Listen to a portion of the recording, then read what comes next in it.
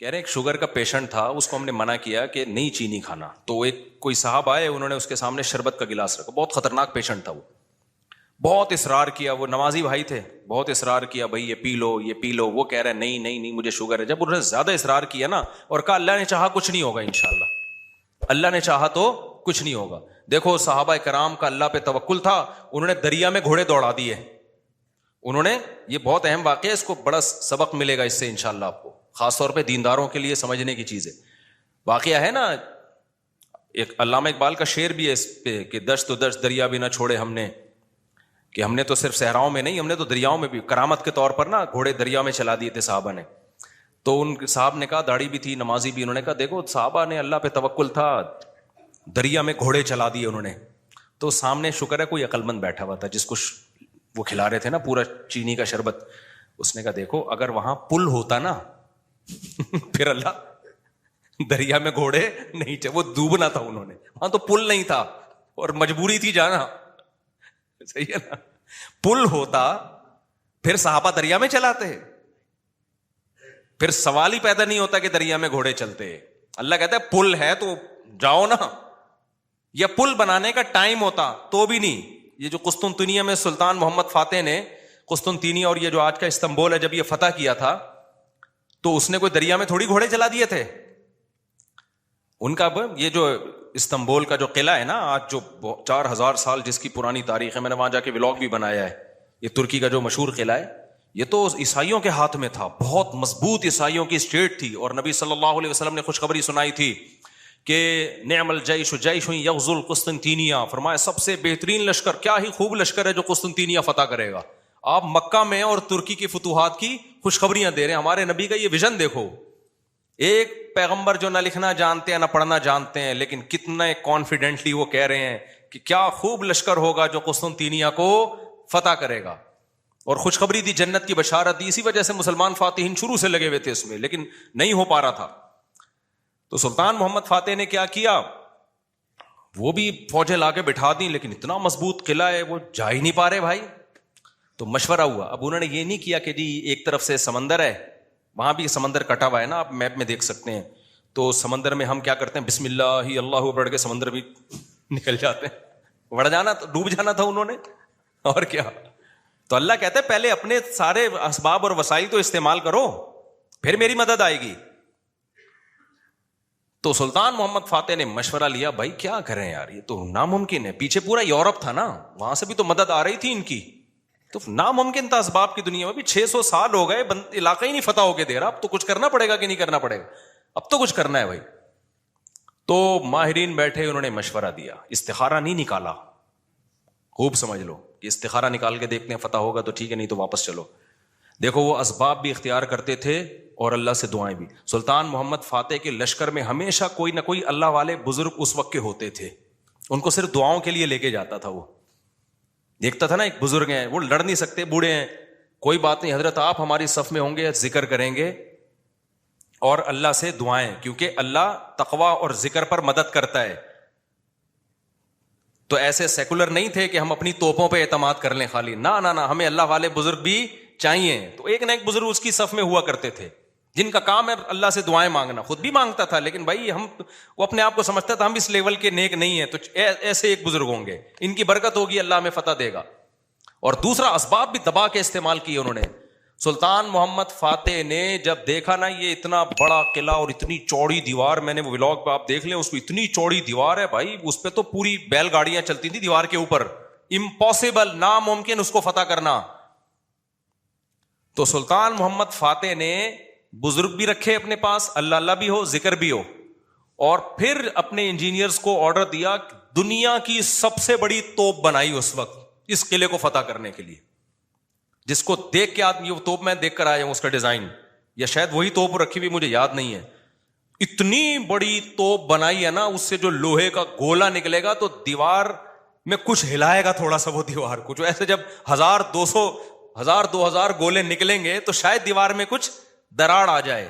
اتنی اسٹرگل کی اس نے, اور اتنے لوگ, ہم نے تو ترکی میں نا انہوں نے وہ بنایا ہوا ہے ایک آڈیٹوریم میں نا, وہاں پر ایک جیسے نہیں سیارہ گاہ ہمارے یہاں آپ کو ملتی ہے ادھر, پلانیٹوریم دیکھا ہوگا آپ نے, تو ایسے ہی انہوں نے وہ پوری تاریخ دکھاتے ہیں ویڈیو کی شکل میں, بڑا مزہ آتا ہے وہ دیکھنے میں, بڑا جوش پیدا ہوتا ہے یار, کیا خون خرابہ, اور ادھر سے گولے, پورا وہ منظر انہوں نے تاریخ کی کتابوں سے نکال کے اس کو فلمایا ہے. لیکن ایسے نہیں کہ پروجیکٹر پہ, بلکہ آپ جائیں گے نا تو آپ کو ایسا لگے گا آپ وہاں 3D میں آپ سمجھ لیں, آپ کو لگے گا آپ وہاں پہنچ چکے ہیں.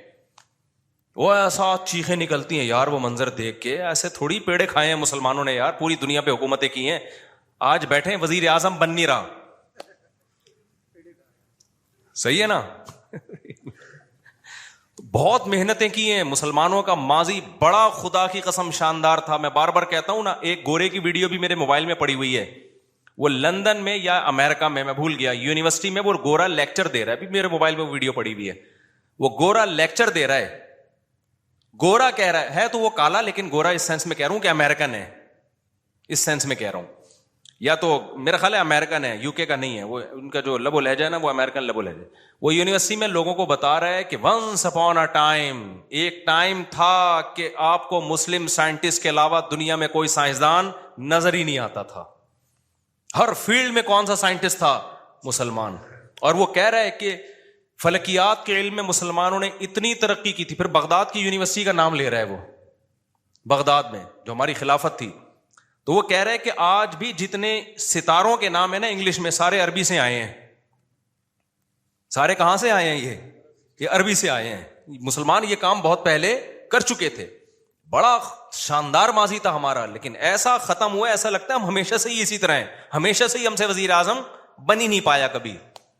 تو ایسا نہیں ہے, ماضی ہمارا اور زیادہ پرانا ماضی نہیں ہے, 150-200 سال سے زیادہ پیچھے کی بات نہیں ہے. یہ چند غلطیاں ہوئی ہیں جس کی سزا ہم بھگت رہے ہیں. اس میں مذہبی لوگوں سے بھی ہوئی ہیں, حکمرانوں سے بھی ہوئی ہیں, دونوں طبقوں سے ہوئی ہیں, کسی ایک طبقے کو آپ ذمہ دار نہیں ٹھہرا سکتے. تو اس میں ایک بہت بڑی غلطی یہ ہوئی ہے کہ مذہب کو سائنس سے کیا کر دیا, الگ کر دیا. یہ بہت بڑی مسٹیک ہوئی ہے. جبکہ ہمیں داؤد علیہ السلام, سلیمان علیہ السلام کے واقعات میں کیا ملتا ہے, اللہ نے سلیمان علیہ السلام کو جب دنیا کا حکمران بنایا ہے تو اللہ نے اسباب اور وسائل بھی دیے تھے ان کو. وہ اسباب کیا تھے, لوہا ان کے ہاتھ میں پگھلا دیا اللہ تعالیٰ نے. داؤد علیہ السلام کو حکم دیا زرہیں بناؤ, زرہیں. اللہ کہہ دیتا کہ اے داؤد تو زمین پر حکومت کرے گا, لڑائی کرے گا, زرہیں بنانے کی ضرورت نہیں ہے. آیت الکرسی پڑھ کے ہر مجاہد پہ پھونک لگائی, دم کیا, دشمن کی تلوار چلے گی نہیں. یہی چل رہا ہے نا آج کل. داماد انسان کا بچہ نہیں بن رہا, آیت الکرسی پڑھ کے پھونکو اور اس کو جو ہے وہ تعویذ کرا دو تو ٹھیک ہو جائے گا. پوری 10-10 سال دامادوں کے ٹھیک کرنے میں بیٹیوں کی زندگیاں تباہ کر دیں. قرآن کیا کہتا ہے, ان خفتم اللہ یقیما حدود اللہ, حدود اللہ پہ قائم نہیں رہ سکتے بھائی, خلا لینے کی کوشش کرو اس پاگل سے.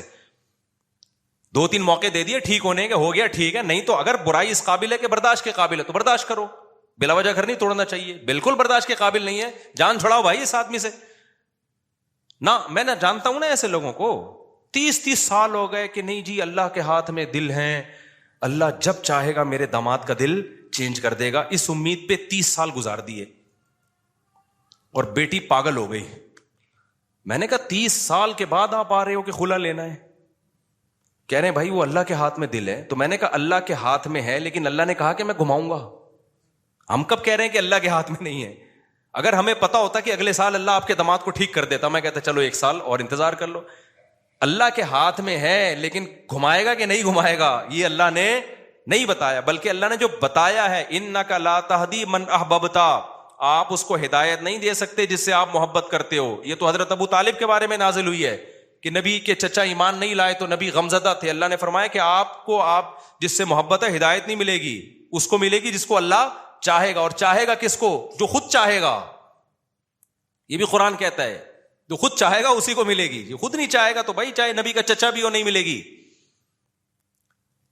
تو میں نے کہا بھائی نبی کے چچا کو نہیں ملی ہدایت, آپ کے داماد آپ کے نبی سے بھی آگے ہو, تو ہم تو گراؤنڈ ریئلٹی کو دیکھ کر فیصلہ کریں گے. 1 سال بہت ہوتا ہے کسی کو تجربے میں. اب انسان کا بچہ نہیں بن رہا, نہ نان نفقہ دے رہا ہے, وہ بے تحاشا مارتا پیٹتا ہے, ٹارچر ذہنی کر کے اس کو بیچاری کی زندگی بیڑا غرق ہو گیا اس. میں نے کہا خود ہی مر جائے گا, تھوڑے دنوں میں خلا کے تکلف کی ضرورت کیا ہے, طلاق لینے کی کیا ضرورت ہے اس سے. اسلام جو ہے نا وہ دقیانوسی نہیں سکھاتا میرے بھائی. مسلمانوں نے ایسے ہی نہیں دنیا پہ حکومتیں کر لی ہیں. داؤد علیہ السلام کو اللہ نے, داؤد علیہ السلام قرآن کہتا ہے نا پوری دنیا پہ داؤد علیہ السلام نے, پوری دنیا نہ بھی ہو, دنیا کے ایک بہت بڑے حصے پر جو حکومت کی ہے, تو قرآن کیا بتاتا ہے کیسے کی حکومت. کیسے کی حکومت؟ بھوکے لگا لگا کے کی. قرآن ان کی عبادت کا بھی تذکرہ کرتا ہے. دن میں روزہ رکھتے تھے, راتوں کو تہجد پڑھتے تھے, اس کا بھی تذکرہ کرتا ہے. یہ بھی ضروری ہے, ورنہ ایک سیکولر فوج میں, مجاہدین میں اور ایک مذہبی لوگوں میں کوئی فرق نہیں رہے گا. اللہ کہتے ہیں جب تم اللہ کی راہ میں لڑو گے کثرت سے اللہ کا ذکر کرو, کیونکہ تم لڑ رہے ہو اللہ کی مدد پہ, تو اللہ کو یاد بھی تو رکھو نا. لیکن ساتھ ساتھ اسباب اور وسائل بھی خاندانی طریقے سے استعمال کرنے ہیں. تو اللہ نے داؤد علیہ السلام کو کیا کہا؟ زرہیں بنائے لوہے کی. اور کیسے کہا؟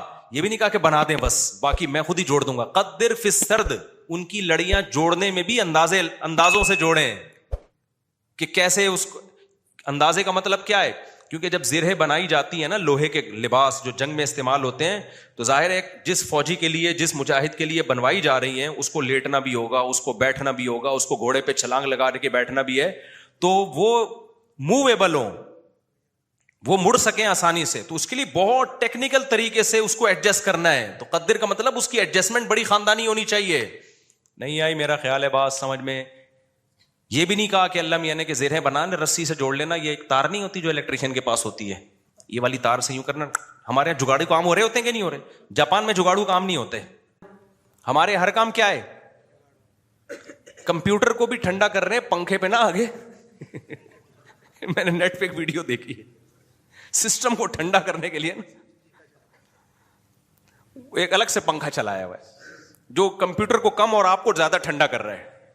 منہ پہ ہوا آ رہی ہے ڈائریکٹ اس کی.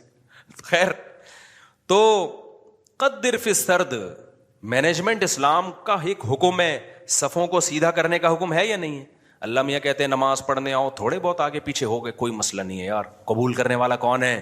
اللہ ہے, کر لے گا. نا اتنی بھائی جب کھڑے ہو سیدھے تو پھر سیدھے ہونے چاہیے. ذرا سا بھی پیٹ آگے نکلا ہوا نہ ہو, سینہ آگے نکلا ہوا نہ ہو. نبی صلی اللہ علیہ وسلم اقامت کے بعد کیسے صفوں کو سیدھا کرتے تھے؟ مینجمنٹ آج دیندار لوگوں میں ختم, سارے باتیں الٹی ہو رہی ہیں, ان لاجیکل باتیں کروا لو. کورونا میں تو دماغ پی گئے تھے لوگ ہمارا. کووڈ پہ ہم نے کہا نا, ڈاکٹر کہہ رہے فاصلہ رکھو تو رکھ لو فاصلہ. ہر آدمی بھائی توکل کے چکر میں کورونا والا آدمی منہ پہ جا کے چھینک رہا ہے لوگوں کے. یہ کون سا اسلام ہے بھائی؟ خیر, تو وہ اس کی بات بڑی پیاری تھی نا. میں داؤد علیہ السلام کا بتا رہا تھا نا کیسے زرہیں بنائی انہوں نے اور کتنی پاورفل حکومت, پھر فوج تیار کی ہے. پھر سلیمان علیہ السلام کو آپ دیکھ لو, ان کا تخت تھا, ہیرے جواہرات تھے, اور کیسا تاج تھا ان کا. یہ بھی بھرم کے لیے. تو اس میں ہمیں یہ بھی ملتا ہے کہ اگر بھرم ڈالنے کے لیے آپ کو اچھی ڈریسنگ کرنی پڑے اور خاندانی لائف اسٹائل ہو تاکہ سامنے والے پہ بھرم اچھے پڑے, تو یہ بھی شریعت کا حکم ہے. جیسے حضرت معاویہ رضی اللہ تعالیٰ عنہ کا بڑا شاہانہ لباس تھا, تو کسی نے حضرت عمر کو شکایت لگائی کہ یہ گورنر بنے اور اتنا بہترین خوبصورت لباس پہن کے چلتے ہیں پھرتے ہیں, یہ تو دنیا سے محبت کی علامت ہے. حضرت عمر تو پھٹے پرانے کپڑے پہنتے تھے, پیون زدہ کپڑے پہنتے تھے. تو حضرت عمر نے خط لکھا, بھائی یہ کیا شکایت ہے؟ حضرت معاویہ نے فرمایا, یا رسول اللہ, میں جن لوگوں پہ حکومت کر رہا ہوں, یا امیر المومنین, میں جن لوگوں پہ حکومت کر رہا ہوں نا, ان کی نظر میں مفہوم بیان کر رہا ہوں, ان کی نظر میں لباس کی بڑی ویلیو ہے.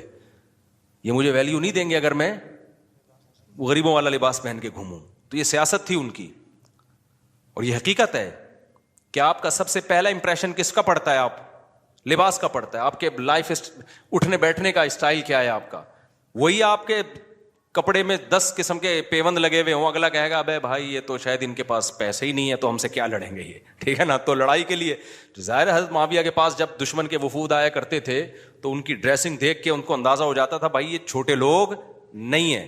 سوال پیدا ہوتا پھر حضرت عمر نے ایسا کیوں کیا؟ بھائی وہ ان کو ویسے ہی اتنا اللہ نے روب دیا تھا کہ وہ ان کپڑوں میں ہی بہت روب تھا ان کا. اور ہمارے نبی صلی اللہ علیہ وسلم کے جو پیون زدہ کپڑے تھے, تو حدیث میں تو آتا ہے نبی کے چہرے پہ اللہ نے اتنا روب ڈال دیا تھا کہ 1 مہینے کی مسافت سے دشمن کانپنے لگتا تھا. کہ نارملی حکم جو شریعت نے دیا ہے بھائی, آپ کی ڈریسنگ, آپ کا لباس سارا کیا ہونا چاہیے؟ سوٹیبل ہونا چاہیے. کوئی چیز ایسی نہیں ہونی چاہیے جو سوسائٹی آپ کو کوئی گرا ہوا آدمی سمجھنا شروع کر دے. سمجھ میں آ رہی ہے بات کہ نہیں آ رہی ہے؟ نہیں آتی, لیکن جب رشتہ لینے جاتے ہو تو پھر آتی ہے. پھر نہا دھو کے ڈیٹول سے نا 3 پیس سوٹ پہن کے جائیں گے, پھر مجال ہے کوئی پیون زدہ کپڑے پہن کے چلا جائے. تو سادگی ہے تو پھر جانا چڈی دھوتی بنیان میں جا بھائی تو وہاں پہ, کیونکہ ہر وقت نا لوگ علماء کو یہ دیکھو سادہ ہونے چاہیے، ان کی پگڑی دیکھو، ان کے کپڑے دیکھو، اور ہمارے تو کوئی ہیں بھی نہیں. تو خیر، تو وہ میں جلدی سے وہ بتا دوں نا، وہ جو شربت کا گلاس رکھا نا، تو وہ ڈاکٹر صاحب مجھے واقعہ سنا رہے تھے، آج ہی کی بات ہے، شوگر کے بڑے اسپیشلسٹ آئے ہوئے تھے، گپ شپ تھی ان کے سے. تو وہ کہنے لگے کہ اس نے کہا کہ دیکھیں، جو صحابہ نے دریا میں گھوڑے دوڑائے تھے نا، پل نہیں تھا وہاں پہ. اگر پل ہوتا تو وہ دریا میں گھوڑے نہیں دوڑا، اور اگر پل بنانے کا ٹائم ہوتا پھر بھی نہیں دوڑا.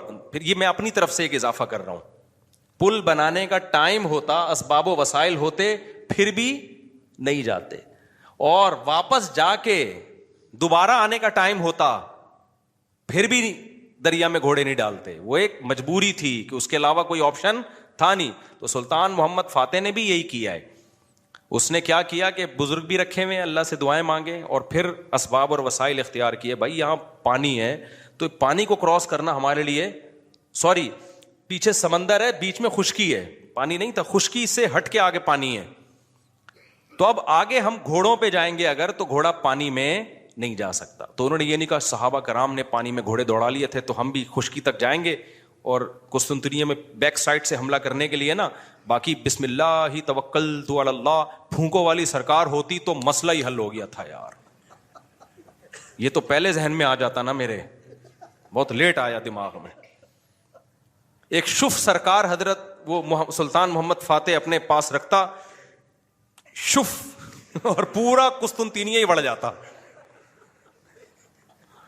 پورا. ابھی جو الیکشن میں ہوا ہے نا، آپ کو پتا ہے نا، جو ووٹنگ ہو رہی تھی، فلاں جیت رہا ہے، میم بنائی پاکستانیوں نے، اوپر جا رہا ہے اوپر جا رہا ہے، شف ایک دم وہ نیچے ہوا.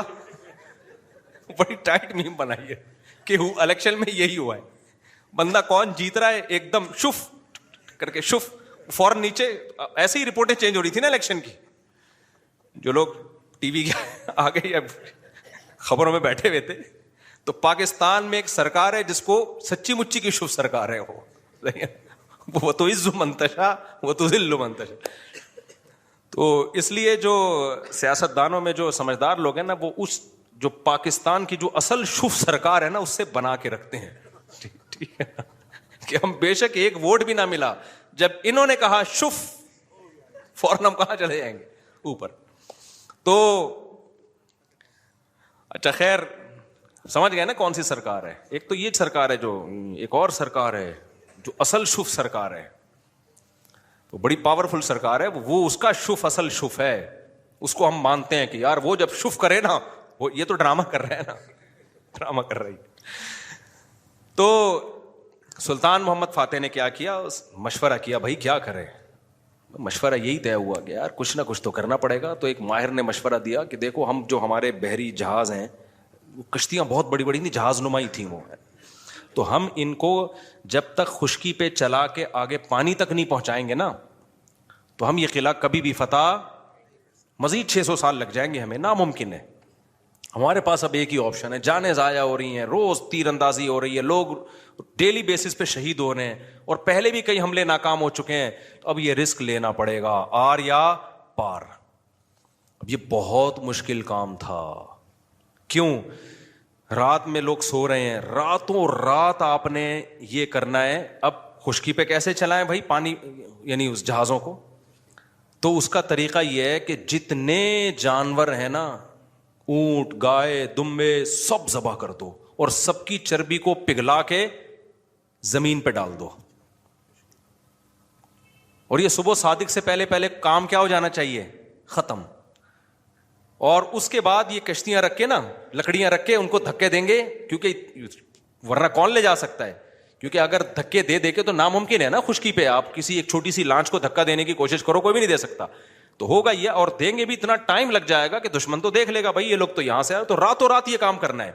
کتنا بڑا یہ گوروں نے ہسٹری میں لکھا ہے کہ ایسا کام کیا ہے جس کا تصور نہیں تھا. اتنی محنت خرچ ہوئی ہے اس کے اوپر. کیا موٹی موٹی توند اور موٹے موٹے پیٹ ہوتے اگر اس وقت مسلمانوں کے، اور صبح شام بریانی اور قورمے کے ڈھکن کھل رہے ہوتے، اور تیجے کے نام پہ، 40ویں کے نام پہ، شب برات کے نام پہ یہ سب چیزیں کھا رہے ہوتے، تو یہ کر لیتے؟ بولتے کیوں نہیں؟ میں بار بار کہتا ہوں، کسی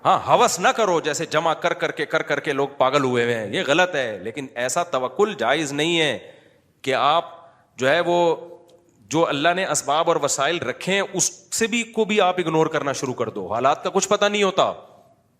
مولانا تھانوی رحمہ اللہ تعالیٰ تو بہت توکل والے تھے لیکن اس میں بہت حساس تھے. وہ کہ جب زبان سے جو منہ سے نوالا چھنتا ہے نا ایمان بھی جاتا ہے آج کل لوگوں کا. ایک روایت ہے، اگرچہ روایت ضعیف ہے لیکن وہ قاد الفقر ان یکون کفرا او کما قال صلی اللہ علیہ وسلم، فرمایا فقر و فاقہ بعض دفعہ کفر تک پہنچا دیتا ہے. عورتیں اپنی عزتیں بیچنے پہ آ جاتی ہیں فقر و فاقہ کی وجہ سے. تو ایسا توکل نہیں کیا جائے. تو اتنا کم از کم اپنے پاس ہو کہ بھائی کل آپ اگر خدا نخواستہ بے روزگار ہو جاتے ہیں، اور یہ کہ آپ نے مرغیوں کا پولٹری فارم کھولا ہوا ہے اور فرض کر کے بیٹھے ہوئے ہیں کہ چونکہ میں نے اللہ سے تہجد میں دعا مانگی ہے اب ان پہ کوئی بیماری نہیں آئے گی. بھائی دعا بھی مانگو بیماریوں سے. میرا تو پورا دیکھو نا، ابھی 35 مرغیاں مر گئیں میری. ایک بیماری آئی تھی ایک دم جنازے اڑو، چھوٹی سی میری غلطی تھی لیکن وہ 2.5 سال سے مری نہیں تھی، اب مری ہیں تو ٹک ٹک ٹک کچھ بچ گئی ہیں الحمدللہ، ساری نہیں مری ہیں کیونکہ وہ ہمارے گھر ہی کے چوزے تھے جو بڑے ہو گئے. تو ایک غلطی ہوئی تھی مجھ سے، اب انشاءاللہ آئندہ وہ غلطی نہیں کروں گا، لیکن تجربہ تو بڑھ گیا نا، نقصان تو ہو گیا نا. تو اللہ پہ اعتماد اور توکل اس کا ایک مطلب ہے جو شریعت نے بتایا ہے. تو وہ شوگر کے پیشنٹ نے بڑی اچھی بات کی، اس نے کہا حضرت جو گھوڑے دوڑائے تھے نا صحابہ کرام نے، وہ پل نہیں تھا وہاں پہ، اس وجہ سے مجبوراً دوڑا لیے تھے. تو اللہ میاں نے مجھے کھانے کی اتنی چیزیں دی ہیں کہ میں بھوک سے مر نہیں رہا ہوں. اگر مر رہا ہوتا تو جان بچانا فرض تھی، پھر میں یہ شربت کا گلاس اللہ پہ توکل کر کے پی لیتا کہ فی الحال تو جان بچاؤ، پھر دیکھیں گے شوگر کہاں جا رہی ہے کہاں نہیں جا رہی، یا اور چیزیں جو ہے وہ میرے لیے دنیا میں ختم ہو گئی ہیں، یا شوگر سے میں نے مرنے کا ارادہ ہی کر لیا ہے، خودکشی کا ارادہ ہی کر لیا ہے تو پی لوں گا. تو کبھی بھی اس طرح کے یہ بے موقع توکل ہوتا ہے. ایک اور ہمارے دوست تھے، ان کو بھی شوگر، وہ بھی اسی طرح کہہ رہے یار بندہ کھاتا ہوا بس جو جو جو ٹینشن لیتا ہے نا وہ مر جاتا ہے.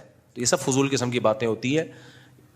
اللہ نے مسلمان جو ترقی نہیں کر رہا نا اس میں ان باتوں کا بہت بڑا دخل ہے. جب یہ اپر لیول پہ ہوتی ہیں تو پھر اپر لیول پہ نقصان ہوتا ہے. انفرادی زندگی میں اس طرح کی باتیں ہوتی ہیں تو انفرادی زندگی میں نقصان ہوتا ہے. سمجھتے ہو کہ نہیں سمجھتے ہو؟ اب جلدی سے میں بات کو سمیٹ کے ختم کروں جو بیان میں لے کے چلا تھا. تو اللہ نے کیا فرمایا؟ تدعو من ادبر وتولى. تو اللہ کے حکم کی جو آرڈر ہے نا، اللہ کا جو آرڈر ہے اس کی ویلیو اس لیے بھی ہے کہ وہ صاحب کمال اور صاحب قدرت ہے. اس کی ویلیو اس لیے بھی ہے کہ جتنا وہ ہمارا قریب ہے اتنا ریلیشن ہمارا کسی اور سے نہیں ہے.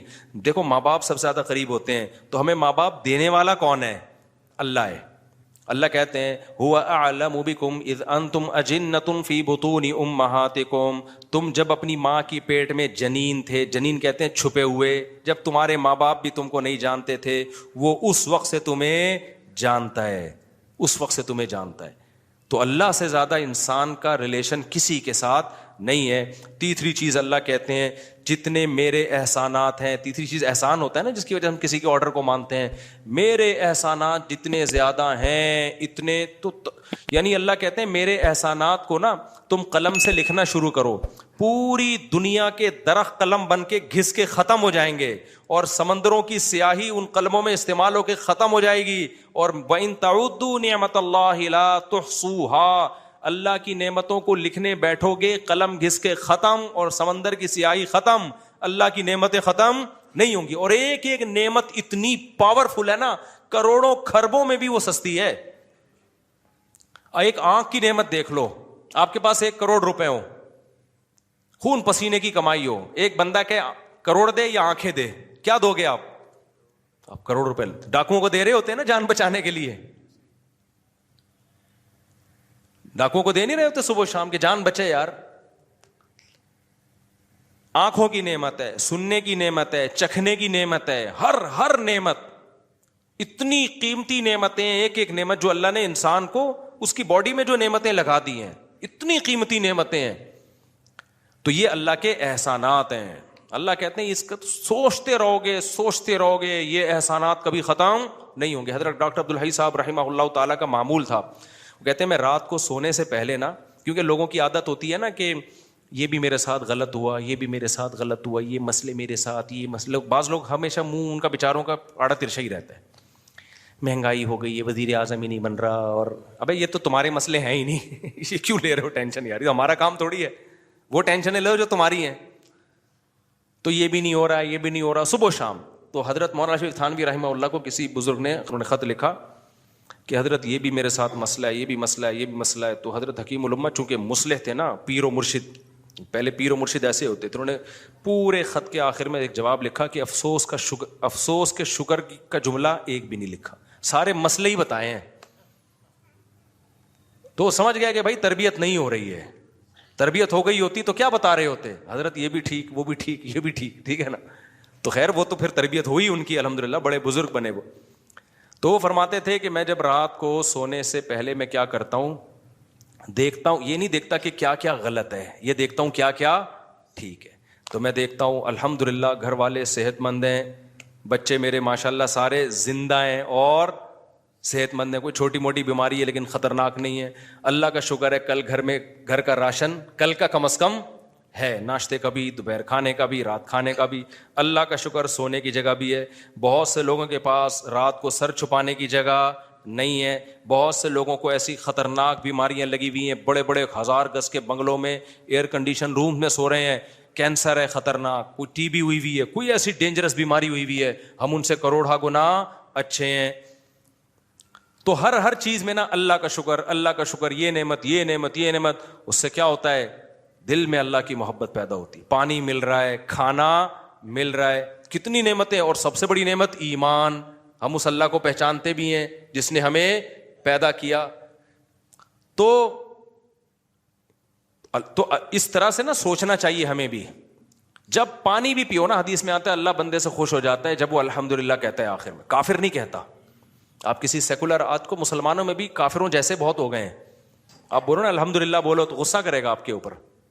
کسی مولویوں کے پاس سے لگ رہا ہے بیٹھ کے آ رہا ہے, مولویوں کے پاس سے بیٹھ کے آ رہا ہے, بھائی سبحان اللہ الحمدللہ مولویوں کی باتیں. بھائی مولویوں کی تھوڑی ہے یار, یہ جس نے تمہیں دیا ہے آسمان سے برساتا ہے تمہارے لیے. پھر کہتا ہے اللہ کہتا ہے کہ فسلکہ ینابیع فی الارض, زمین کے سوتوں میں داخل کرتا ہوں. ارأیتم ان اصبح ماؤکم غورا, بتاؤ یہ پانی اور نیچے چلا جائے تو کون ہے جو نکال کے لائے گا. پانی ایک سطح تک نیچے جاتا ہے, پیٹرول والی سطح پہ نہیں پہنچتا پانی. اللہ نے ایک نظام بنایا ہوا ہے, بھائی یہاں تک جائے گا, اس سے زیادہ نیچے, ورنہ کون سی چیز ہے جس کو نیچے جانے سے روک رہی ہے, اور نیچے چلا جاتا. پھر پیٹرول والی کمپنیوں کو آرڈر دیتے کہ نکالیں پانی. ایک ایک نعمت, یہ پانی پیا کرو, سوچا کرو بھائی یہ کہاں سے آ رہا ہے. فلٹر کا پانی بھی تو کہیں نہ کہیں سے آ رہا ہوتا ہے نا جو ہم پی رہے ہوتے ہیں. تو ایک ایک نعمت, تو ہر نعمت پہ انسان کو سوچنا چاہیے. پھر فوراً دل سے آواز نکلنی چاہیے, اللہ تو نے اتنے احسانات کیے تو اے اللہ اب میں تیری نافرمانی نہیں کر سکتا. ایک احسان یہ کر لے کہ اپنی نافرمانی سے بچا لے, کیونکہ اب اللہ کے حکم کو توڑنا چھوٹا جرم نہیں ہے. اسی کو یہ جو میں نے آیت پڑھی ہے, تدعو من ادبر وتولی, جو ایسا رب, میں نے بتایا تھا نا ریلیشن, محبت اور قوت. بعض دفعہ ریلیشن نہیں ہوتا, صرف محبت ہوتی ہے, بعض دفعہ صرف قوت ہوتی ہے. اللہ میں تینوں چیزیں جمع ہیں اور علی وجہ الکمال جمع ہیں تینوں چیزیں. محبت بھی ہے, ریلیشن بھی اور طاقت بھی, ایک ہی ذات میں. اور ایسی طاقت جو کسی میں نہیں, ایسا ریلیشن جو کسی میں نہیں, ایسے احسانات جو کسی میں نہیں. پھر بھائی اللہ جب کسی بات کا آرڈر دے گا نا, وہ کہہ رہا ہے نماز پڑھو تو پھر آپ کو پڑھنی پڑے گی. وہ کہہ رہا ہے زنا کے قریب مت جاؤ تو اب آپ کو قریب جانے کی اجازت نہیں ہے. وہ کہے گا بوڑھے ماں باپ کے سامنے اف نہ کرو تو اف کرنے کی اجازت نہیں ہے. وہ اگر کہہ رہا ہے کہ سود مت کھاؤ تو کھانے کی اجازت نہیں ہے. وہ اگر کہہ رہا ہے کہ نظر کی حفاظت کرو تو حفاظت کرنی پڑے گی. سمجھتے ہو کہ نہیں سمجھتے؟ تو سب سے پہلے تو نماز ہے, وہی انسان وہی سیدھی نہیں ہو رہی, آج وہی سیدھی نہیں ہو رہی. تو یہ سارے کام کرنے پڑیں گے, یہ آپشنل نہیں ہے اور یہ چھوٹا جرم نہیں ہے. اسی کو اللہ نے کہا تدعو, یہ اس کو بلائے گی جو اللہ کے حکام سے منہ موڑے گا. تو اس لیے اللہ کا دعویٰ برحق ہے. عقل مند لوگ اس دعوے کو مان لیتے ہیں اور اللہ کے حکم کو پورا کرنا شروع کر دیتے ہیں. کہیں کوتاہی ہو تو اللہ کہتے ہیں میں غفور رحیم ہوں, توبہ کرو. ایسا نہیں ہو کہ بس ذرا سی غلطی ہوئی پکڑ کے جہنم میں پھینک دوں گا, نہ توبہ کا موقع دیتا ہوں, توبہ کرو. تو اور کیا رہ گیا بھائی, اب کیوں نہیں شریعت پہ چلے انسان ہے بھائی؟ جب وہ کہہ رہے کہ آنے کی کوشش کرو, سیدھے راستے پر آؤ, غلطی ہو رہی ہے معافی مانگو. اور اللہ کو معاف کرنا کیا ہے, پسند ہے. معاف کرنا بھی اس کو اچھا لگتا ہے کہ چلو غلطی ہوئی ہے تو بھاگو تو نہیں نا مجھ سے, صحیح ہے نا, غلطی ہو گئی ہے, آدم علیہ السلام سے ہو گئی تھی, توبہ کی نا, روئے اللہ کے سامنے, تو تم سے ہو جائے تم بھی رو دو. رونا نہیں آتا, اب رونا اختیار میں نہیں ہے, سوائے ابھی میں نام لینے والا تھا کہ وہ بعض ایکٹر ایسے ہیں جب چاہیں رو لیتے ہیں بیٹھ کے, ہیں مذہبی لیکن ایکٹر ٹائپ کے ہیں وہ. خیر, تو اللہ کہتے ہیں رونا نہیں آتا نا, رونے جیسی صورت بنا لو تو بھی کیا کر لوں گا. تو اب کیا رہ گیا بھائی, کہاں اسلام اب مشکل کہاں سے رہ گیا. تو رونا آ جائے ٹھیک ہے, نہیں آیا اللہ کہہ رہے رونے والی شکل بنا لو جیسے رو رہے ہو, بس کافی ہے, یہ بھی مان لوں گا.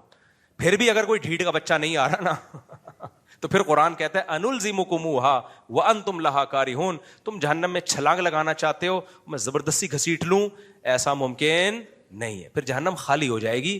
اللہ نے جہنم بنائی ہے خالی رکھنے کے لیے نہیں بلکہ بھرنے کے لیے. اللہ ہم سب کو جہنم کی آگ سے محفوظ رکھے. تو سنتوں کے بعد انشاءاللہ ابھی نماز ہوگی, سنتوں کے بعد سوال جواب کا سیشن ہوگا.